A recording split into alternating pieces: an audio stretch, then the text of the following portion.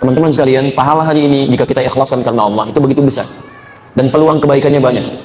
Nabi pernah menyampaikan dalam salah satu hadis diriwayatkan oleh Ibnu Majah, nomor hadis 233, riwayat sahabat Abu Darda radhiyallahu taala anhu. Perhatikan kalimat Nabi sallallahu alaihi wasallam. Man salaka tariqan yaltamisu fihi 'ilman, sahalallahu lahu tariqan ilal jannah. Man salaka tariqan, siapapun yang bisa menyiapkan dirinya lalu dia menempuh satu perjalanan. Man di sini sifatnya umum, bisa untuk laki-laki, perempuan, dewasa, kecil, tua, muda. Kata Nabi, saya nggak peduli siapapun, sepanjang dia bisa meluangkan waktunya, kemudian menyiapkan dirinya, menempuh satu jalan, tujuannya yaltamisu fihi ilman. Dia ingin berusaha mengkaji tuntunan agamanya, walaupun mungkin hanya sedikit, hanya satu ayat saja, hanya satu hadis saja. Masya Allah, perhatikan kalimatnya. Sahhalallahu lahu tariqan ilal jannah. Maka itu semua bisa menjadi peluang bagi dirinya untuk meringankan langkahnya menuju surga. Meringankan langkahnya menuju surga. Teman-teman, kita tidak tahu kapan kita akan kembali kepada Allah. Barangkali dari sekian momentum kehidupan kita, ini yang ditunggu oleh kita. Karena dengan ini, mungkin ini yang mengantarkan kita mudah ke surga. Pernah ada seseorang membunuh 100 orang. Bunuh 100 orang. Hidupnya penuh dengan maksiat. Mabuk tak terkira. Berzina. Bunuh orang sampai 100. Tiba-tiba dia terbersit untuk berubah. Apa yang terjadi? Dia konsultasi dengan seorang syekh. Kata syekh di sana, kamu ini bukan tidak punya peluang menjadi baik, tapi kamu seperti ini karena dipengaruhi oleh lingkungan yang tidak baik. Hijrah dari sini, pindah ke tempat sana dan belajar dengan syekh di sana. Belajar, ta'allam hunak, belajar di sana. Begitu orang ini memutuskan untuk hijrah, dia menangis bertobat karena Allah, digugurkan dosa-dosanya, lalu dia berangkat menuju tempat ta'lim tadi. Apa yang terjadi? Di perjalanan belum sampai ke tempat ta'lim, tiba-tiba maut datang lebih cepat dari apa yang dia duga. Kadar Allah meninggal orang ini, kemudian turun berita dari langit, dakhalal jannah, orang ini masuk surga. Masuk surga. Sampai di masa Nabi Muhammad SAW turun ayat mengisyaratkan tentang kisah orang ini. Quran surah keempat An-Nisa di ayat yang ke-100 itu, posisi paling kiri sebelah bawah. Perhatikan di pertengahan ayatnya.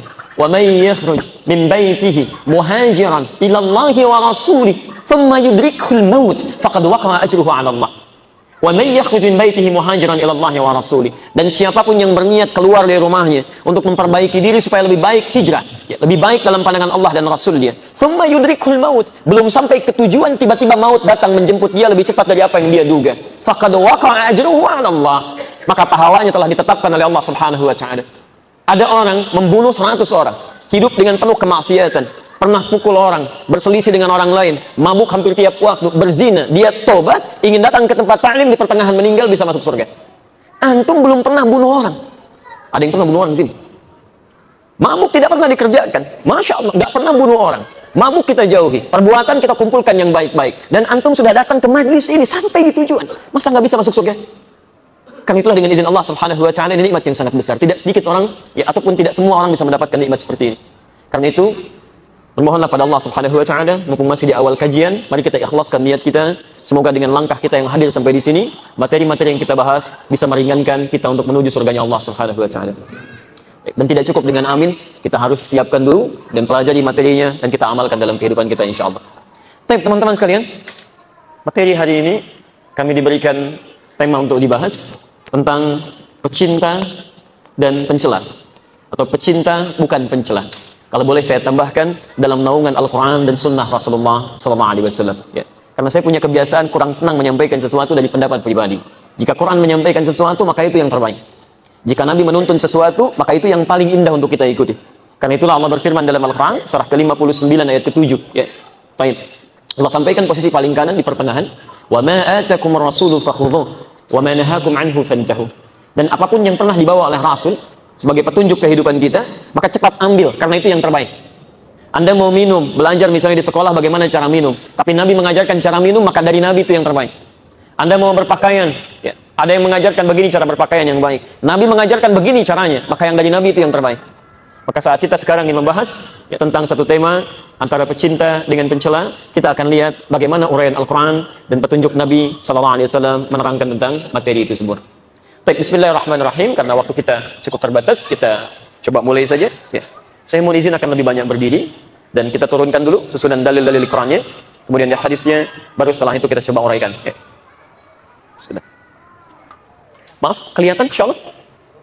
Belum, ya, belum saya tulis. Lu kenapa dari semalam selalu punya masalah ya? Baik, belum saya tulis baru kelihatan. Mudah-mudahan sudah pada sarapan semua ya.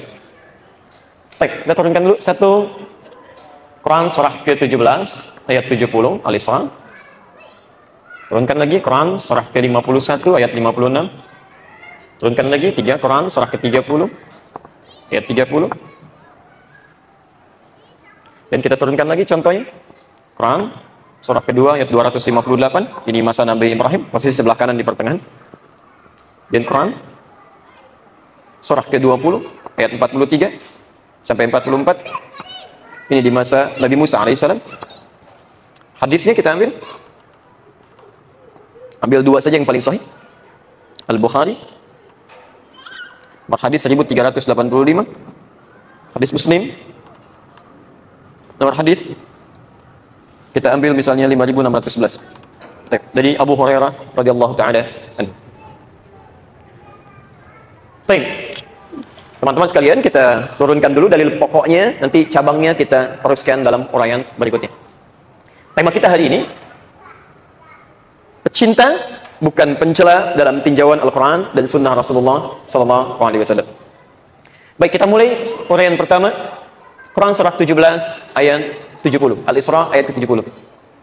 Baik, saat Allah Subhanahu Wa Taala menciptakan manusia pertama sampai berketurunan, yang paling menarik ternyata makhluk ini yang bernama manusia ini, semua keturunan Adam disebut oleh Al-Quran beda dengan makhluk yang lainnya karena punya keistimewaan ketika diciptakan, dia membawa sifat mulia dalam hidupnya.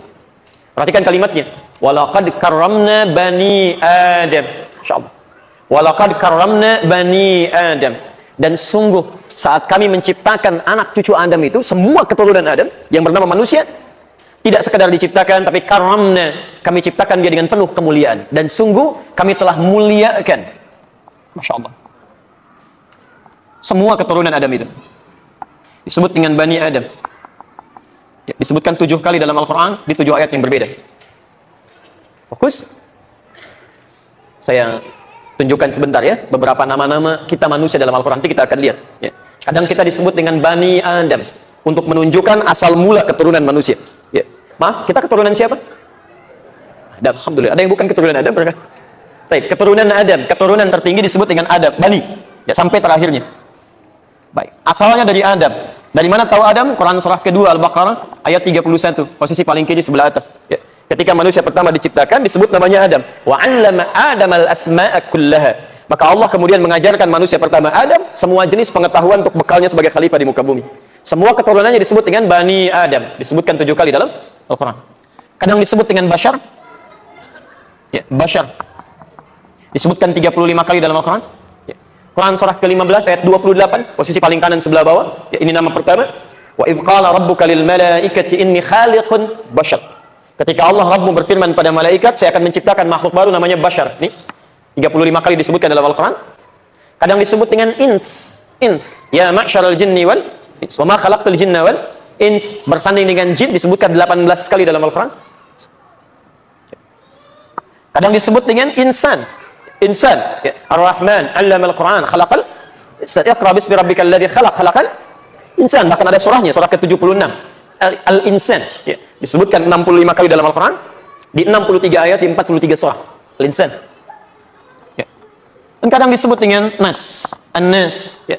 Surah paling favorit, surah terakhir, 114. Ya, Qul a'udzu birabbin Nas. An-Nas disebutkan 241 kali dalam Al-Quran. Baik. Sekarang perhatikan. Supaya sistematis kajian kita ya bisa dipahami dengan baik. Ya. Pertama, dasar penciptaan kita, Allah menyampaikan, tidak ada satupun manusia yang diciptakan oleh Allah dalam keadaan terhina. Semuanya mulia. Tidak ada satupun manusia yang diciptakan oleh Allah kemudian lahir dalam keadaan terhina. Pertama, manusia sifatnya beda dengan makhluk lain, mulia. Bahkan di ujung ayat Quran surah 17 ayat 70 itu, wa faddalnahum 'ala katsirin mimma khalaqna tafdhila. Dan kami muliakan, lebihkan dari makhluk-makhluk lain yang telah kami ciptakan sebelumnya. Mulia daripada binatang, lebih daripada tumbuhan, dan mulia daripada makhluk-makhluk yang lainnya. Pelan-pelan. Sepakat sampai sini? Alhamdulillah. Baik, saya turunkan lagi. Apa di antara kemuliaannya yang membedakan manusia ini dengan makhluk yang lainnya? Seperti apa gambaran kemuliaannya? Maka diturunkan oleh Al-Quran khusus terkait dengan tema kita. Quran surah ke-51 Adz-Dzariyat ayat 56, posisi paling kanan sebelah atas di mushaf standar. Perhatikan kalimatnya.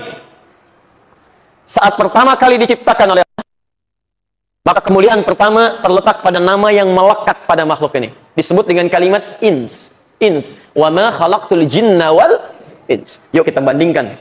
Di sini penjelasan Quran yang pertama menyebutkan jin, kemudian ins. Wal ins. Masya Allah.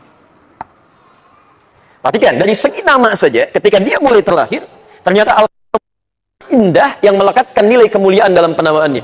Dan kemudian dikomparasikan, dibandingkan dengan makhluk lain dari sisi penamaannya. Teman-teman, sekarang lihat ya. Jin disandingkan dengan ins. Dan hampir setiap disebutkan jin dalam Al-Quran, selalu setelahnya ins. Ya ma'syarul jinni wal ins. Wa ma khalaqtul jinna wal ins. Dan kalau jinnya dijamakkan menjadi jinnah, insnya pun dijamakkan menjadi nas.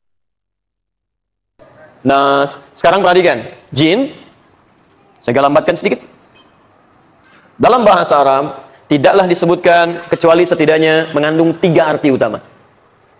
1, setiap Anda menemukan kalimat diawali dengan jim dan nun, itu makna pertamanya sesuatu yang tersembunyi.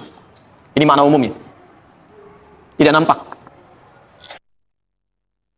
Jadi jin disebut dengan jin, dari penamaan ini ingin melukiskan kesan bahwa makhluk ini saat tercipta memang nggak nampak dalam pandangan kita. Fitrahnya tersembunyi.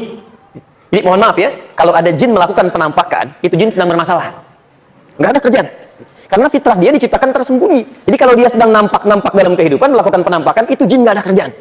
Dan yang lebih nggak ada kerjaan, kalau ada manusia cari-cari penampakan jin. Sehat mungkin. Ya. Karena fitrah jin itu saat diciptakan tersembunyi.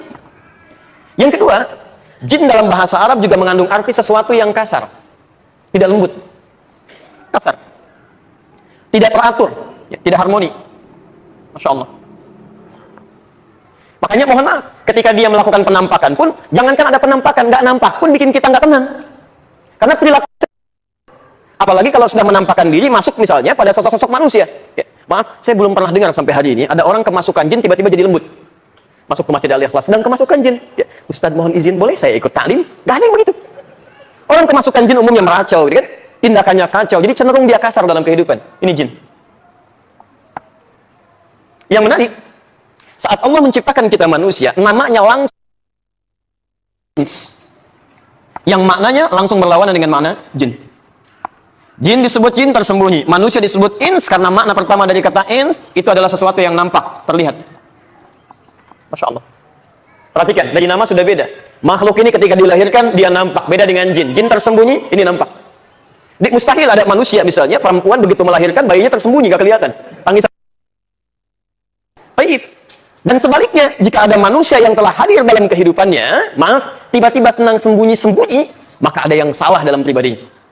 Masuk ke rumah, ada pintu depan, sembunyi-sembunyi lewat belakang. Masya Allah. Ke kantor, sembunyi-sembunyi. Ke taklim, sembunyi-sembunyi. Allahu Akbar. Ke pasar, sembunyi-sembunyi. Berarti ada yang salah dalam kehidupannya. Tidak jauh berbeda dengan, bukan saya yang bilang. Berarti dia sedang punya masalah. Ya. Antum lihat ke rumah ya, kalau ada anak masuk ke rumah tiba-tiba sembunyi-sembunyi, tidak mau tampak seperti biasanya, berarti dia sedang punya masalah karena dia sedang keluar dari fitrahnya. Jelas? Yang kedua, jin kasar, manusia lembut,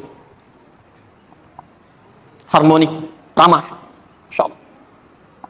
Dari sini muncul turunan, dari kata ins muncul anas, al-unsu, anis, itu sifatnya.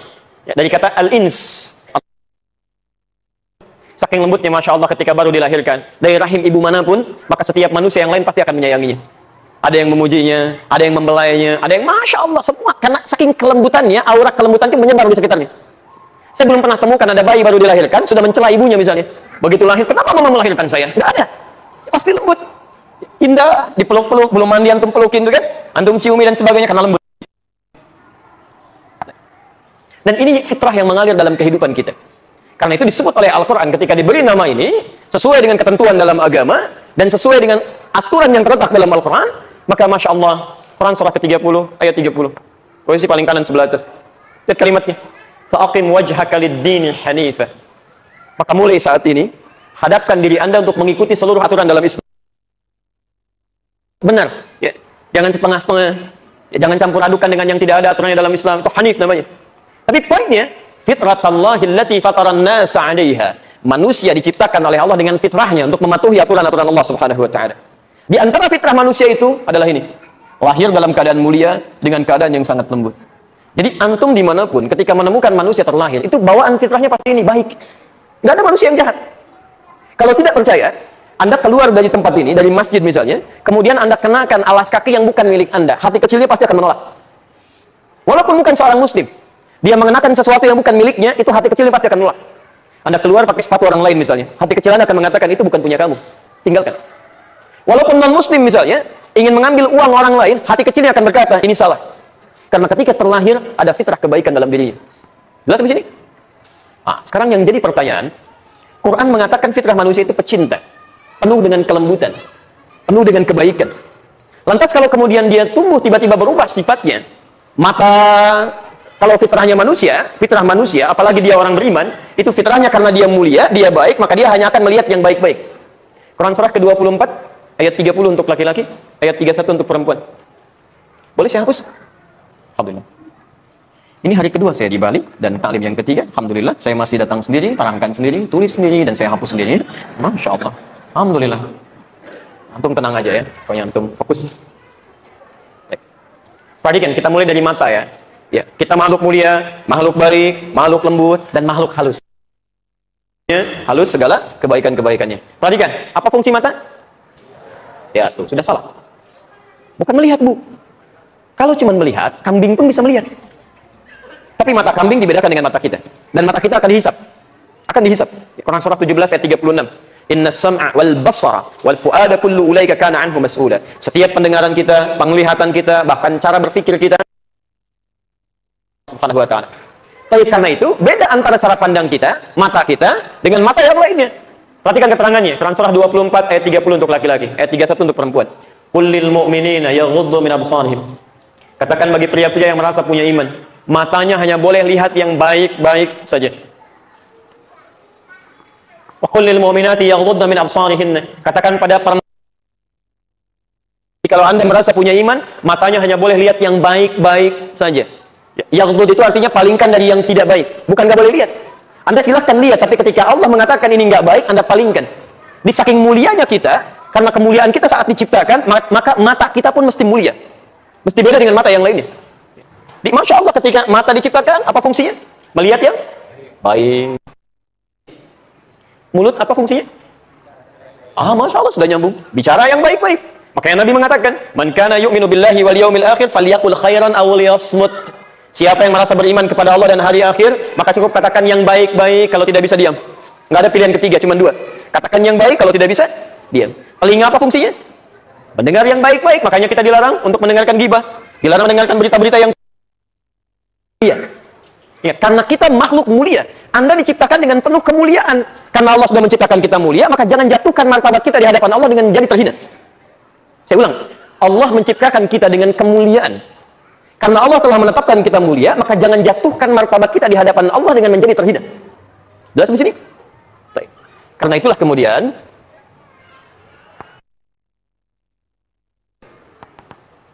kalau Allah sudah menciptakan kita mulia, baik. Dengan segala turunannya dari ujung kepala sampai ujung kaki. Barusan saya sebutkan kepala ya.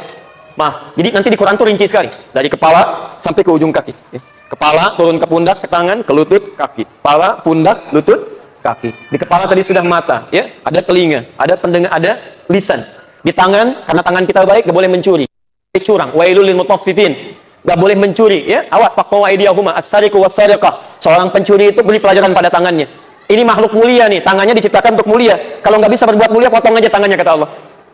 Saya ciptakan binatang, mungkin punya tangan. Beda dengan tangan manusia. Tangan kamu itu mulia. Kalau nggak mau digunakan untuk yang mulia, mendingan nggak usah punya tangan, kata Allah. Potong aja gitu kan. Masya Allah. Potong tangan itu bukan supaya tangannya disuruh dipotong, tapi supaya kita untuk menggunakannya selalu pada yang baik-baik. Kaki. Turun Quran surah ke-25, ayat 63. Hamba-hamba Allah itu kalau jalan menggunakan kakinya pada yang baik-baik. Wa ibadur rahmanil ladzina yamshuna 'alal ardi hauna. Ya, hamba-hamba Allah yang Maha Rahman itu kalau jalan dengan cara yang baik-baik, tawadhu. Jadi kalau ada orang menggunakan kakinya dengan cara yang tidak baik atau melangkahkan ke tempat yang tidak baik, dia sedang menghinakan derajatnya di hadapan Allah Subhanahu wa taala. Ini orang paling Allah sudah naikkan derajatnya menjadi mulia, justru dia rendahkan di hadapan Allah Subhanahu wa taala. Dan satu saat itu akan ditanya. Nah, pertanyaannya, mengapa kemudian sifat-sifat kebaikan ini tiba-tiba bisa menjadi berubah? Lisan, bicara yang baik-baik, tiba-tiba keluar kata-kata yang tidak baik. Dan anehnya sekarang, Sesuatu yang keluar yang tidak baik justru menjadi konsumsi bagi sebagian orang, dinikmati. Masya Allah. Baik, tiba-tiba ketika muncul dewasa, kata-kata kurang baik, bahkan sekarang tumbuh berkembang sudah salah. Ayo sebutkan nama-nama ikan, mikir gitu kan. Masya Allah. Ikan paus, salah, harusnya paus. Ikan dongkol, harusnya tongkol. Kenapa Anda diamkan? Ada yang salah di situ. Dan uniknya dinikmati, jadi bahan tertawaan, jadi bahan tontonan, jadi bahan viral. Sehingga sesuatu yang tadinya salah melekat pada anak ini karena tidak diselesaikan dengan konsep yang benar, yang menyebar semua orang jadi salah. Jadi berubah gitu kan. Jadi poinnya ada sesuatu yang keliru di situ. Lisan jadi kotor. Masya Allah. Pendengaran jadi keliru. Bahkan yang paling luar biasa, mohon maaf, yang paling luar biasa, ini yang paling dikhawatirkan oleh Nabi. Ya. Bahkan ada pengajar pun urusan agama, bukan urusan masalah dunia. Ya, mengajarkan sesuatu dengan cara yang tidak baik. Sehingga turun ayat Quran di surah ke-74, ayat yang kelima itu. Warujza fahjur. Kalau kamu ingin mengajar, hindarkan kata-kata yang kotor, yang jorok, yang melahirkan perbuatan dosa. Sekarang perhatikan, bila ada seseorang ingin mengajarkan urusan agama saja menggunakan cara yang kotor, maka bagaimana dengan mengajarkan urusan dunia? Bagaimana orang bisa mengambil faidah dari situ? Dan yang paling menarik, kalau gurunya sudah salah mengajarkan, maka yang jadi berbahaya adalah muridnya pun akan keliru dalam mempraktikkan. Betapa banyak sekarang orang belajar tentang agama, tapi tiba-tiba berubah menjadi sifat yang tidak diinginkan oleh agama. Silakan antum cek. Ya. Maaf, zaman Nabi dulu, ketika Nabi mengajarkan di umat jahiliyah itu, turun ayat Quran. Masya Allah, diajarkan lewat hadis. Antum tahu sifatnya. Kebanyakan orang jahiliyah itu pencela. Kebanyakan orang jahiliyah ada yang pemukul, ada yang senang berselisih, terpisah luar biasa, ya, saling berkelahi, bahkan setiap hari selalu ada korban kematian di situ. Ketika turun Quran, disampaikan Quran itu oleh Nabi, tiba-tiba Masya Allah, yang tadinya pencela menjadi pecinta, yang tadinya pemukul menjadi perangkul, yang keras menjadi tegas, dan ketegasannya hadir dalam penuh kelembutan. Ada sifat Umar bin Khattab, ada Ikrimah, bapaknya Abu Jahal, tapi melahirkan anak seorang Ikrimah, yang tadinya keras tiba-tiba menjadi pembela Islam nomor 1, saf paling depan, penunggang kuda paling hebat. Teman-teman, sekarang perhatikan, kita bandingkan ya. Apakah Quran zaman Nabi dengan Quran zaman sekarang sama? Halo? Sama. Baik. Hadisnya sama? Sama. Sekarang bandingkan dengan kita sekarang. Ada orang di zaman Nabi turun ayat Quran dari keras menjadi lembut. Dari pecinta, dari pencela menjadi pecinta. Dari pemukul menjadi perangkur. Ya. Yang paling menarik, ada orang zaman sekarang belajar Al-Quran dengan Quran yang sama, dengan hadis yang sama. Yang tadinya lembut tiba-tiba dia bisa jadi kasar. Yang tadinya pecinta tiba-tiba jadi pencela. Yang tadinya perangkul tiba-tiba jadi pemukul. Dan yang paling aneh, ya Allahu Akbar, ada orang ikut belajar begitu pulang dengan keluarganya jadi persoalan. Saling tidak tegur sapa. Ada yang saling mencela dan sebagainya. Ada sesuatu yang keliru dalam itu. Ada sesuatu yang keliru. Karena itulah kemudian, mari kita pelajari apa penyebab kekeliruan ini bisa terjadi. Dari mulai anak yang bisa berubah, sikap yang bisa berubah, sampai kemudian dalam hal agama pun bisa praktek kehidupannya. Kita akan telusuri apa penyebabnya. Yang kedua, bagaimana mengatasinya? Solusi. Yang ketiga, apa resikonya kalau tidak mau berubah? Dan yang keempat, bagaimana kemudian mengaplikasikannya dalam praktek kehidupan kita. Dengan semua lini kehidupan. Antum tidak harus semuanya jadi ustaz. Sahabat Nabi ada yang pengusaha hampir 80%. Abu Bakar As-Siddiq, Umar bin Khattab, Uthman bin Affan, ya Abdurrahman bin Auf, luar biasa. Dan mereka masuk surga juga. Dijamin masuk surga dan sangat lembut. Sampai kata Nabi, malaikat Jibril itu kalau turun ke muka bumi ngelihat Uthman, malu sama Uthman. Saking lembutnya, malaikat malu sama Uthman. Ya, ada sahabat kaya luar biasa, pengusaha, asetnya sampai hari ini masih ada di Madinah. Saya terakhir datang dari Madinah itu melihat proyeknya wakaf ya sahabat Uthman bin Affan radhiyallahu taala anhu. Beliau pernah membebaskan satu sumur yang dimonopoli oleh Yahudi. Kalau ada orang mau minum mesti bayar. Dibeli oleh Uthman. Ya, dibeli dibebaskan. Kebunnya di sekitaran dibeli juga. Diwakafkan untuk umat Islam pada saat itu sampai kini. Sekarang wilayah itu akan digunakan sebagai tempat hunian, perhotelan. Yang royaltinya disimpan kemudian di Bank Saudi diwakafkan, disedekahkan lagi untuk kepentingan umat Islam. Ada sahabat Nabi menikah dengan 2 putri Nabi, pengusaha sukses, asetnya ada sampai sekarang, masuk surga tanpa hisab. Disebutkan di lisan Nabi, senang tahajud sampai hatam Quran, disebutkan oleh Imam An-Nawawi dalam kitab At-Tibyan. Kalau antum punya cetakan yang warna merah marun bahasa Arab dari Darul Qutub, itu ada di halaman 38, paragraf yang pertama, posisi sebelah kanan paling atas, baris 1 sampai dengan 2. Kalau antum punya terbitan Darun Nafais yang warna kuning, halaman 47, paragraf ketiga, baris 1 sampai 7, posisi paling kiri sebelah bawah. Disebutkan oleh beliau, ini sahabat dekat dengan Nabi, menantu Nabi, menikah dengan 2 putri Nabi, masuk surga tanpa hisab, masih bisa menunaikan sholat tahajud sampai hatam Quran. Dan lembutnya luar biasa sampai malaikat Jibril malu kalau melihat Utsman. Ada orang bukan sahabat, menantu Nabi juga bukan, tetangga Nabi juga bukan, merasa orang paling sibuk dengan aktivitasnya, tapi tidak sekaya Uthman, surganya belum jelas, amalan berantakan, hisab masih menegangkan, dan masih kasar juga. Malaikat Jibril kesal melihat orang ini. Baik, nah, sekarang kita coba lihat apa penyebab semua ini, bagaimana solusinya, apa resikonya kalau tidak merubah, dan kemudian bagaimana cara merubah kita atau perilaku kita sehingga lebih baik dalam pandangan Allah Subhanahu wa taala. Ini insya Allah inti materi yang akan kita bahas. Baik. Jelas insya Allah? Belum kita mulai. Belum. Tadi kan baru mukadimah. Antum kenapa sebetulnya? Saya yang tulis, saya yang hapus ya. Antum yang repot. Mudah-mudahan sehat semua ya. Saya hapus ya. Baik, mari kita mulai. Mudah-mudahan ada waktu 30 menit ke depan. Setelah itu kita diskusi dan kita bisa akhiri untuk kali kita hari ini. Bismillahirrahmanirrahim. Hadis riwayat Al-Bukhari. Ini penyebabnya. Oke. Nomor hadis 1385. 1385. Saya ingatkan sebentar, bukan Bukhari ya, tapi Al-Bukhari. Ingat, dalam ilmu hadis disebut Al-Bukhari, bukan Bukhari. Kami, kalau para pembelajar hadis ada orang menyebutkan Bukhari, itu biasanya candaan kami belum belajar hadis. Karena itu bukan nama asli. Bukan nama asli. Ya. Dia bukan Bukhari, bukan Al-Bukhari, nama aslinya Muhammad. Muhammad punya bapak namanya Ismail, punya kakek namanya Ibrahim, kakek buyutnya Al-Mughirah, yang buyutnya Al-Bardizbah, tinggal di Kecamatan Ju'fa, Kabupaten Bukhara, Provinsi Khurasan, negara Uzbekistan sekarang.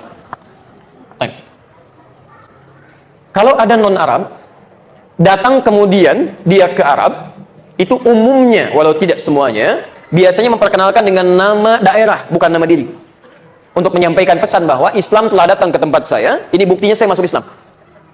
Beliau ini dari Bukhara, namanya Muhammad, datang kemudian memperkenalkan diri dengan nama daerahnya, ingin mengatakan Islam sudah masuk ke tempat saya, ini buktinya saya masuk Islam. Maka caranya, nanti Anda bisa praktekkan, tambah al di depan kalimatnya, kemudian akhirnya ujungnya ditutup dengan kasrah, i. Al-Bukhari, berasal dari Bukhara. Ada guru besar kita misalnya, dari Banten, namanya Syekh Nawawi. Ketika datang mengatakan, ana Al-Bantani. Ada yang dari Palembang, Syekh Abdul Somad. Ya, mengatakan, ana Abdul Somad Al-Palembangi. Ada yang dari Minangkabau, Syekh Ahmad Khatib. Dikenal dengan Syekh Ahmad Khatib Al-Minangkabawi. Dan ahli hadis yang bergelar Musnid ad-Dunya. Orang ahli hadis yang hafal hadis dengan sanadnya sedunia. Itu yang terakhir, bukan orang Arab, orang Padang, namanya Syekh Yasin, dikenal dengan Syekh Yasin Al-Padangi. Itu Masya Allah, orang yang tawadhu ya, pakai kaos, pakai sarung, kadang-kadang ngasih minum orang yang haji, dan mereka nggak sadar kalau itu mufti besar. Begitu setelah muncul waktu harakah, tiba-tiba orang ini yang memberikan sanad hadis pada saat itu, Syekh Yasin Al-Padangi. Antum boleh ya, begitu misalnya ke Mekah sana, antum datang, antum dari Denpasar boleh katakan, ya, saya misalnya namanya Sofyan Al-Denpasari, ya itu sah. Ya. Al-Bukhari, nomor hadis 1385. Oh, saya cek dulu sebentar, nama kitabnya apa? Kitab hadisnya? Sahih Al-Bukhari. Itu, sudah salah lagi. Kita bikin perjanjian aja ya, mumpung masih di awal-awal. Kalau antum belum tahu, cukup katakan wallahu a'lam. Oke? Malaikat ditanya menjawab qalu subhanaka la ilma lana. Quran surah kedua ayat 32. Kami enggak tahu ya Allah kecuali yang Kau ajarkan. Sahabat ditanya, Allah wa rasuluhu a'lam. Antum bukan malaikat, bukan sahabat, tahu semua. Ya. Tolong jangan mengarang ya, karena mengarang itu cuma ada dalam bahasa Indonesia. Oke? Dalam pelajaran ini mesti dalil. Apa kitabnya Imam Al-Bukhari? Tidak ada kitab wallahu a'lam. Mudah-mudahan antum baik lah. Kenapa hari ini ya? Teman-teman, nama kitabnya Al-Jami' As-Sahih Al-Musnad Al-Mukhtasar min umuri Rasulillah sallallahu alaihi wasallam wa sunanihi wa ayyamihi. Itu nama kitabnya. Ayo ulangi. Nah, biasanya kalau terlampau panjang itu disingkat untuk memudahkan penamaan. Sahih Al-Bukhari. Tapi kenapa saya sebutkan nama kitab ini? Saya ingin berikan kesan dulu sebelum kita mengambil isi hadisnya. Al-Jami', kata Imam Al-Bukhari, Al-Jami', ini kitab saya, isinya banyak pembahasannya, luas. Jami itu luas. As-Sahih, sumbernya sahih semua. Musnad, langsung bersambung kepada Nabi.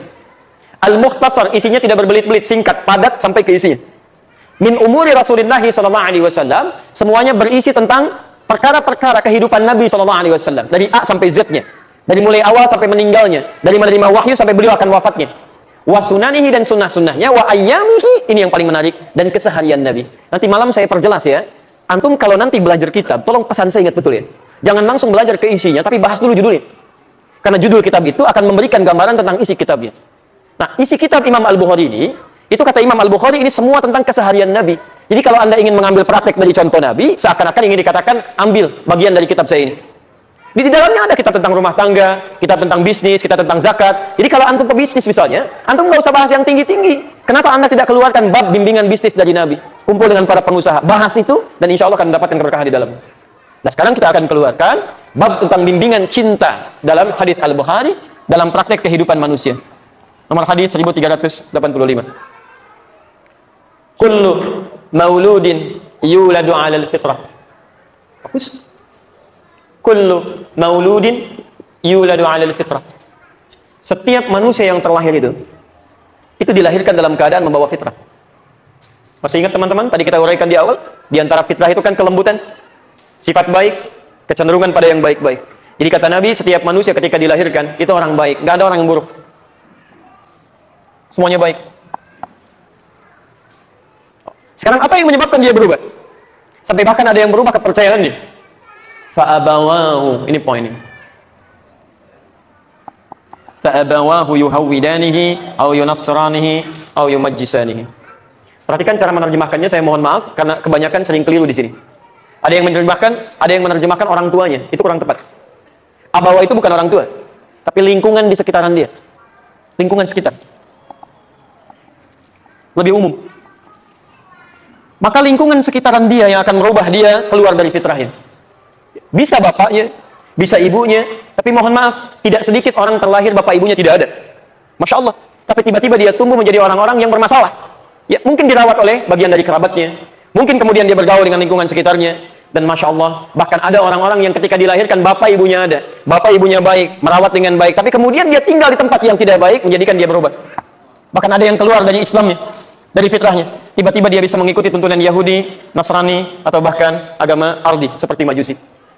Mudah-mudahan di sini tidak terjadi ya. Saya pernah menghadapi satu persoalan. Ini tidak mudah. Ayah ibunya soleh, baik. Merawat anaknya baik, TK-nya Islam, SD-nya Islam, SMP-nya Islam, sampai SMA-nya Islam. Satu kali karena dirasakan cukup bekalnya, dibiarkan longgar. Begitu dia kuliah di kampus, ya, tiba-tiba memilih satu tempat umum sifatnya, tapi lingkungan nggak baik di situ. Banyak non-muslimnya. Tiba-tiba dia masuk ke situ, ya, ada proses misi di sana. Allahu Akbar. 2 pekan tidak pulang ke rumah. Begitu pulang minta izin pindah agama. Perempuan. Itu tidak mudah. Nah, jadi Nabi menyampaikan penyebab pertama seseorang berubah dari sifat baik menjadi hal yang tidak baik. Bahkan ada yang keluar dari agamanya. Pertama faktor lingkungan. Ini. Jadi saya mohon izin sebesar-besarnya. Kalau ada anak antum misalnya hadir di sekitaran Anda, tiba-tiba dia berkata-kata kasar padahal masih kecil, kalimatnya tidak baik, antum jangan langsung persalahkan. Yang harus Anda tanyakan, apa yang dia dapatkan dari pendidikan antum itu sehingga dia merubah perilakunya dari baik jadi tidak baik. Seringkali saya mendengar keluhan dari orang tua, Ustaz, kenapa anak saya kata-katanya begini? Kenapa perilakunya begini? Sebelum Anda memberikan vonis pada anak Anda, tanyakan dulu, Anda memberikan apa pada anak Anda? Jangan-jangan yang salah bukan anaknya, karena anak ini peniru yang baik. Anak ini orang yang cepat untuk meniru, mempraktekkan kebaikan, dan tidak ada orang terlahir dalam keadaan bodoh. Tolong catat ini ya. Quran surah kedua Al-Baqarah ayat 31, posisi paling kiri sebelah atas. Sebentar, kita lompat sedikit ya untuk memberikan wawasan. Quran surah 2 ayat 31. Lihat kalimatnya. Wa 'allama Adam al-asma'a kullaha. Saat Allah menciptakan Adam dan menugaskan beliau untuk menjadi khalifah di bumi, pemakmur dunia dengan segala profesinya, maka diberikan semua kelengkapan hidupnya. Wa 'allama Adam al-asma'a kullaha. Diajarkan oleh Allah kepada Adam segala bentuk kebutuhan hidupnya di muka bumi. Baik. Bahkan di kitab-kitab tafsir Anda temukan, Adam diajarkan semua jenis bahasa, semua jenis pengetahuan, semua jenis kematangan kehidupan, diajarkan semua kepada Adam. Jadi ketika dia hidup dalam proses keduniaan, dia punya potensi untuk melakukan apapun. Adam. Sekarang pertanyaannya, Adam manusia bukan? Manusia. Nabi bukan? Halo? Nabi, baik. Dari mana taunya? Allahu a'lam, itu paling gampang ya. Quran surah ketiga ayat 33, posisi paling kiri, di atas sedikit agak ke tengah. Ya. Innallaha astafa Adam wa Nuha wa ala Ibrahim wa ala Imran 'alal 'alamin. Sungguh Allah telah memilih Adam, membedakan dengan yang lain. Seperti Allah pilih Ibrahim setelahnya, ya, ataupun Nuh sebelumnya dari orang-orang di muka bumi. Jadi Adam dipilih oleh Allah khusus dari manusia biasa sebagai seorang nabi. Sekarang kita di sini. Manusia bukan? Pikir dulu. Manusia, sepakat? Kita manusia, alhamdulillah. Nabi bukan? Yakin? Alhamdulillah ya. Barangkali ada yang berminat menjadi nabi, hati-hati. Hati-hati, karena Nabi pernah mengatakan dulu, la nabiyya ba'di, tidak ada nabi setelah saya. Kalimat ini dalam ilmu hadis bukan hanya untuk menafikan, tapi memberikan gambaran akan ada orang-orang ngaku nabi di masa yang akan datang setelah wafatku.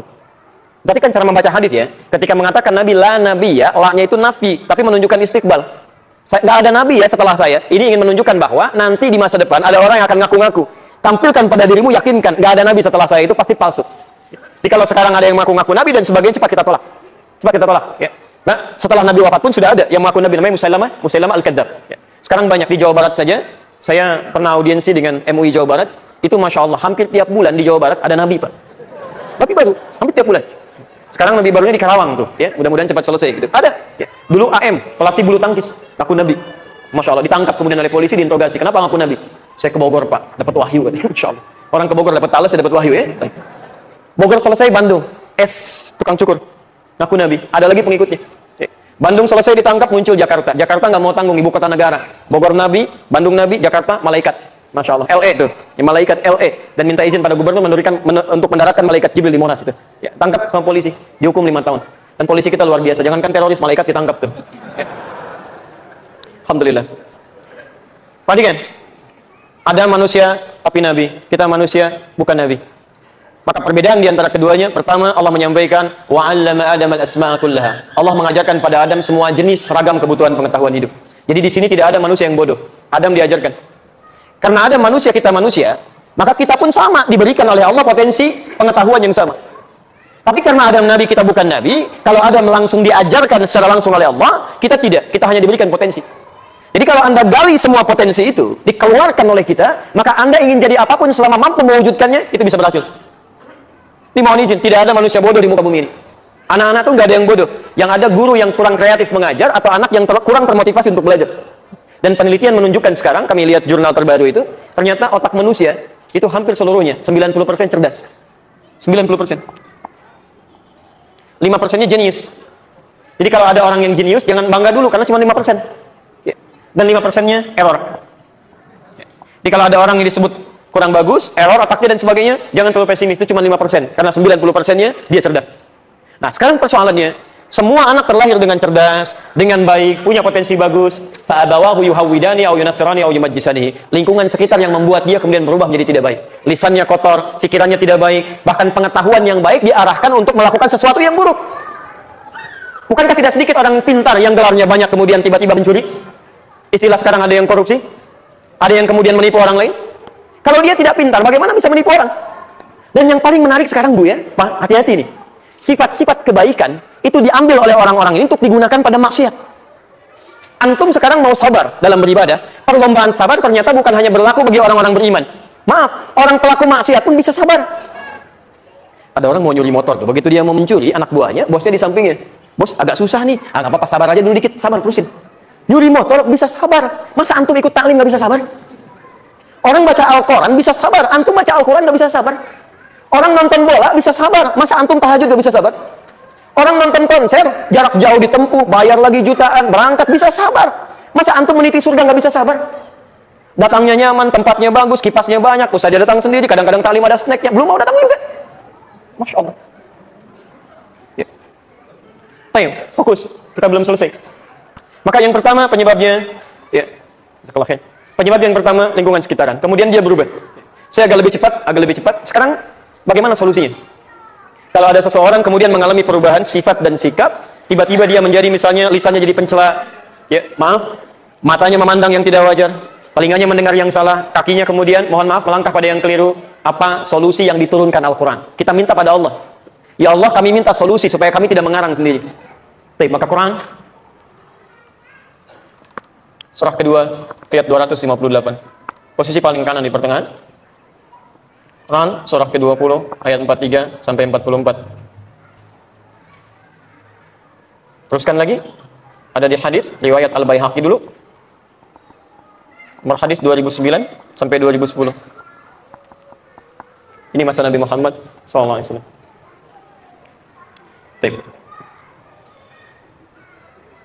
Bismillah. Teman-teman, kita agak sedikit ke bagian akhirnya insyaallah. Saat seseorang mengalami perubahan dalam kehidupannya, keluar dari rel kemuliaannya, ternyata Masya Allah, Allah tidak ridha dengan keadaan itu. Tidak menginginkan setiap hamba itu bisa berbuat maksiat ketika pulang penuh dengan dosa. Kita diinginkan oleh Allah lahir dalam keadaan mulia, bersih, dan pulang dalam keadaan suci. Karena itulah apa yang terjadi, setiap kali ada penyimpangan di muka bumi, selalu Allah Subhanahu wa Ta'ala menugaskan dari kalangan manusia untuk membawa risalah sehingga bisa memperbaiki keadaan-keadaan yang telah tidak baik itu. Orang-orang inilah yang disebut oleh Al-Quran dengan nama Rasul. Nah, misalnya lihat di An-Nisa dari ayat 163 sampai 164 itu. Ya. Dari mulai zaman Nabi Nuh sampai dengan zaman Nabi Muhammad SAW. Inna auhayna ilaika kama auhayna ila Nuhin wan nabiyyina min ba'di. Kami wahyukan kepadamu Muhammad seperti kami wahyukan pula pada nabi-nabi sebelumnya sejak zaman Nabi Nuh alaihissalam. Jadi begitu manusia mengalami penyimpangan-penyimpangan, diturunkan Rasul untuk meluruskan penyimpangan-penyimpangan itu sehingga kembali pada kebaikan. Bahkan Masya Allah, perhatikan kalimat-kalimat Quran yang indah sekali. Ada Rasul yang kami kisahkan, wa rusulan qad qasasnahum 'alaika min qablu, wa rusulan lam naqsushum 'alaik. Ada Rasul yang kami kisahkan untuk diambil pelajarannya, ada yang tidak. Tapi poinnya, mereka kami utus untuk memperbaiki sesuatu yang keliru itu. Ada perbaikan, ada solusi.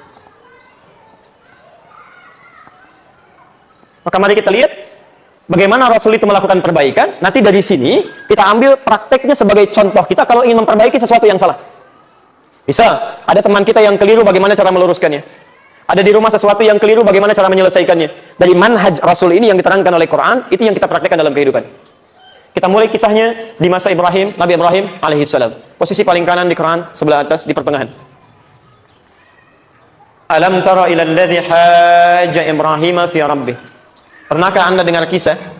Pernahkah menyaksikan dengar kisah tentang seorang penguasa yang berdebat dengan Nabi Ibrahim? Jadi ada seorang penguasa, pemimpin, fokus, dia manusia, diamanahi oleh Allah dengan kepemimpinan, ada giliran kepemimpinan. Seharusnya karena dia ini manusia, walaupun dia penguasa karena punya sifat manusia, dan fitrah manusia itu baik, seharusnya kepemimpinan ini digunakan pada yang baik-baik. Untuk melayani masyarakatnya, memberikan putusan-putusan yang baik. Tapi di sini kemudian tiba ada penyimpangan-penyimpangan. Bahkan dia menganggap bahwa dia yang paling kuasa. Sehingga, dia memaksa rakyatnya untuk menyembah dia sebagai Tuhan. Diutuslah Nabi Ibrahim untuk meluruskan sikap penguasa ini. Apa yang terjadi? Terjadi dialog di sini. Awas, ini adab yang pertama. Ada dialog di sini. Dan kalimat yang menarik, awas, hati-hati ya, hati-hati. Nanti barangkali ibu bisa membutuhkan itu, atau teman-teman saat di kantor, misalnya lihat pemimpin keliru. Penguasa salah, atau dalam konteks kepemimpinan. Apa yang terjadi di Quran? Ini kalimat yang paling indah. Ketika ada seseorang melakukan kesalahan, bahkan terjadi pada seorang pesan, maka tidak ada satu ayat pun disebutkan di Quran untuk mencela. Itu nggak ada. Silakan Anda cari. Anda cari. Banyak penguasa di dalam Al-Quran. Ya, maaf, ada Fir'aun misalnya, ada raja-raja yang lain seperti Namrud dan sebagainya. Tapi ketika mereka salah, yang terjadi pertama kali itu bukan celaan. Tidak ada ayat yang mengatakan celaan dia, hina dia, bully dia, itu nggak ada. Yang terjadi adalah Allah utus seorang Rasul memberikan manhaj, berikan nasihat yang baik, diskusi dalam kebaikan, beri masukan. Barangkali dia keliru itu bukan karena dia niat sengaja untuk keliru, karena ada jalan yang ditempuh itu salah yang harus diluruskan. Maka datanglah Nabi Ibrahim berdiskusi, dan kalimat diskusinya indah. Lihat kalimatnya, bukan jidal, bukan debat biasa, tapi alam tara ilal ladzi hajja, menggunakan kalimat hajj dari kata hujjah. Hujjah itu alasan yang dikemukakan dengan argumentasi yang jelas. Dalil, argumen. Jadi ini adab ya. Kalau antum punya teman misalnya, beda pendapat dengan antum, kalau ingin menyelesaikan jangan saling cela. Nggak ada ayat di Quran untuk saling mencela. Anda misalnya mempraktekkan nih, ibadah.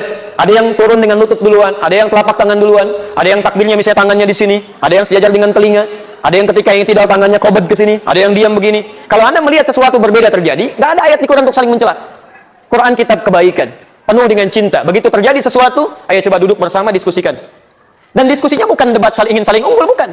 Tapi menampilkan argumentasi yang bisa diterima dan memudahkan untuk diamalkan. Itu poinnya. Jadi kalau kemudian Anda terjadi perbedaan pendapat, tiba-tiba saling mencela, tiba-tiba ada yang saling menyakiti, berarti Anda telah keluar dari ketentuan Al-Quran. Ada yang salah di sini. Yang paling menarik kalau Anda mengatakan, saya ingin ikut Quran, saya ingin ikut petunjuk Nabi, tapi cara Anda mempraktekkan justru tidak sesuai dengan ketentuan Al-Quran dan petunjuk Nabi SAW. Ini satu hujjah. Fi rabbih an atahu Allahul mulka idh qala. Lihat kalimatnya. Idh qala. Rabbiyalladzi yuhyi wa yumiit. Kata Nabi Ibrahim, kalau Anda mengaku Tuhan, silakan bedakan dengan Tuhan saya. Allah itu bisa menghidupkan dan mematikan. Anda punya apa? Maka orang ini berkata, ana uhyi wa umiit. Muncul kesombongannya. Ini isyarat pertama bahwa, mohon maaf, kadang-kadang orang yang merasa tinggi itu tidak seketika bisa diluruskan. Tidak seketika bisa diluruskan. Jadi orang ini ketika diluruskan oleh Nabi Ibrahim, Allah bisa menghidupkan dan mematikan. Anda bisa atau enggak?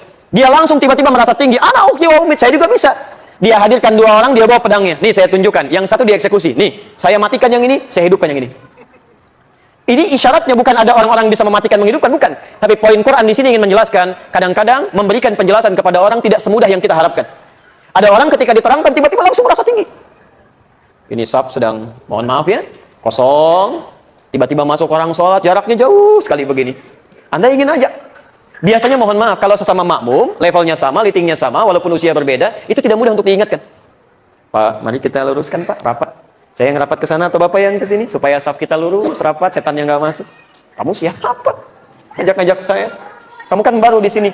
Saya sudah 10 tahun di sini. Masya Allah. Padahal masjidnya baru 5 tahun. Kadang-kadang susah. Ya. Nah, apa yang terjadi? Manhajnya dari Nabi Ibrahim bukan marah. Disalah karena nggak mau saja, geser begini, geser lagi, geser begini, geser lagi. Akhirnya diinjak misalnya begini itu. Nggak boleh. Nggak ada ayat yang berkata begitu. Apa yang terjadi? Perusahaannya munculkan dengan hujah yang baru dengan kalimat yang sabar. Lihat kalimatnya. Innallaha ya'ti bisyamsi minal masyriq fa'ti biha minal maghrib. Datangkan hujah yang baru. Kalau kamu mematikan, menghidupkan seperti ini, Tuhan saya bisa menerbitkan matahari di timur, kemudian menenggelamkan di barat. Kalau Anda Tuhan, coba balikin. Terbitkan di barat, kemudian tenggelamkan di timur.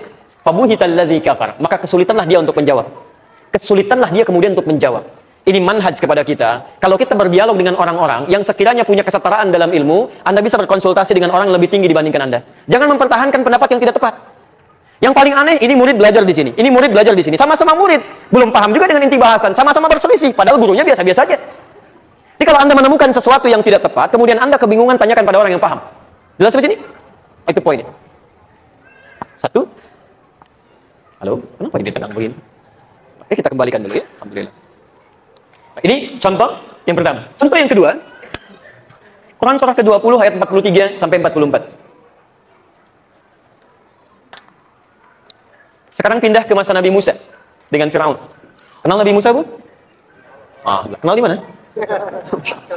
Tahu ya, tahu, Masya Allah, itu luar biasa. Musa, Harun. Nabi Musa sejaman dengan Nabi Harun. Ditugaskan berdakwah kepada Firaun, penguasa menyimpang. Pelan-pelan, fokus. Penguasa menyimpang. Taib. Perhatikan kasih sayang Allah di sini. Saya kembali tegaskan ya. Saya kembali tegaskan. Allah itu punya sifat kasih yang luar biasa, lebih daripada sifat kasih ibu pada anaknya yang tengah dalam kandungan.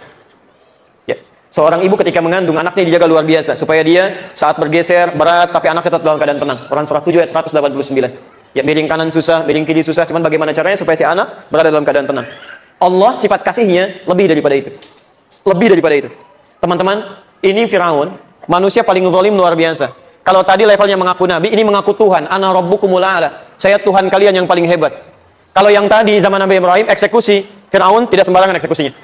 Ketika disampaikan ada seorang bayi terlahir akan mengguncang kebesaran kerajaan Anda, maka dia mengeluarkan dekret. Setiap ibu yang mengandung itu mesti ditemani oleh 2 orang al-gojok. Yang satu untuk mengamati perempuan yang mengandung ini, kapan dia melahirkan. Yang satu untuk melihat, begitu melahirkan, kalau ketahuan laki-laki, langsung sembelih di hadapan ibu yang baru melahirkannya. Kalau perempuan, boleh hidup. Lebih dahsyat dibanding yang tadi. Ya. Quran surah kedua Al-Baqarah, di ayat 48 sampai 49. Ya, posisi paling kiri sebelah atas. Lihat kalimatnya. Wa idh najjaynakum min ali fir'auna yassumunakum su'al 'adzab. Ingatlah kisah ketika kami selamatkan umatnya Musa itu dari kekejaman Firaun. Su'al 'adzab, seburuk-buruknya siksaan. Jadi kalau ada orang yang pernah menyiksa, ini yang paling buruk. Yudzabbihuna abna'akum wa yastahyuna nisa'akum. Dia bisa menyembelih anak-anak yang baru dilahirkan kalau laki-laki, kalau perempuan dia biarkan bebas.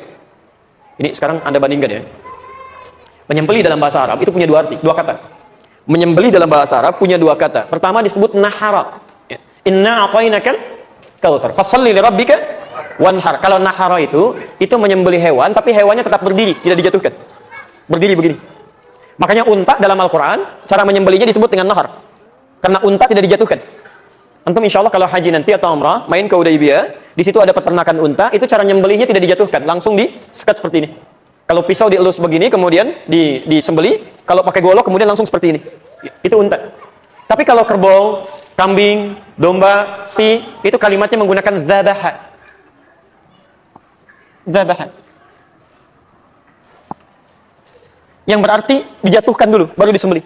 Jatuhkan, sembelih. Baik, antum kalau sembelih sapi kan jatuhkan dulu kan? Kerbau dijatuhkan dulu ya. Itu dalam bahasa Arab disebut dzabaha. Antum kalau mengaji hadits Al-Arba'in, coba buka nomor ke-17. Posisi paling kanan sebelah bawah. Hadisnya dari Abu Ya'la, Aus bin Saddad, bin Thabit bil Munzir al-Khazraji al-Ansari. Ya. Itu Nabi mengatakan, "Idza dzabahtum fa ahsinudz dzibha." Kalau Anda ingin menyembelih hewan yang dijatuhkan, maka lakukan dengan penuh kelembutan. Jangan sampai Anda tarik, jatuh, kemudian tiba-tiba luka dan sebagainya. Jadi, dzabaha itu menyembelih dengan, maaf ya, sembelihannya dijatuhkan dulu. Itu tapi sekali sembelihan begini, set, selesai. Kalau antum lakukan berkali-kali begini, itu ditambah tasydid pada huruf ba-nya. Dzabbaha, yudzabbihu. Sekarang kembalikan ke ayat yang Al-Baqarah 49 tadi, posisi paling kiri sebelah atas.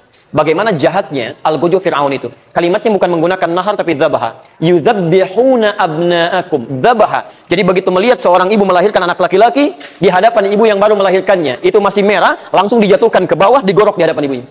Dan menggunakan tasydid. Dzabbaha. Artinya bukan sekali tapi berkali-kali begini. Saking jahatnya. Makanya disebut dengan su'al adzab. Fir'aun, manusia paling durjana, mengaku Tuhan, melakukan pembunuhan tingkat tinggi. Tapi saking rahmannya Allah, selama nyawanya belum sampai ke kerongkongan, masih diberikan kesempatan untuk bertobat. Mau nggak kamu tobat nih? Maka dikirimkan dua nabi langsung.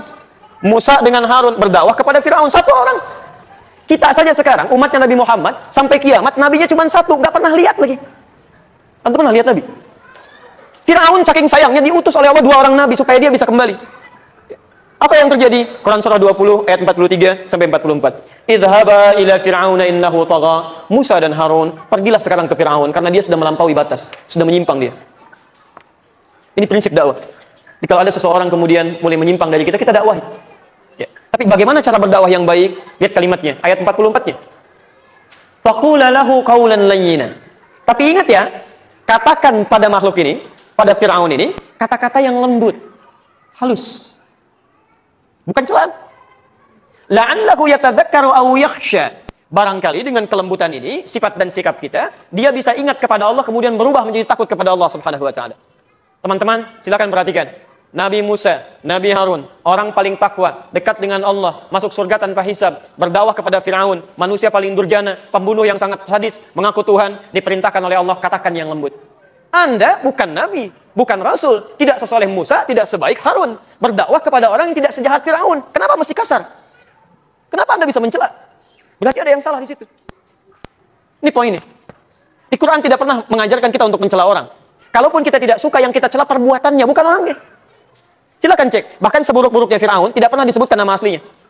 Antum silakan cari. Di Quran tidak akan pernah ditemukan. Fir'aun itu gelar, Faraoh, Raja Mesir. Silakan cari sampai kiamat kurang 2 hari, nggak akan ditemukan siapa nama aslinya. Itu tuh. Silakan cek ya, sehari lagi buat sadar ngapain nyari itu. Karena yang dipersoalkan oleh Quran bukan namanya.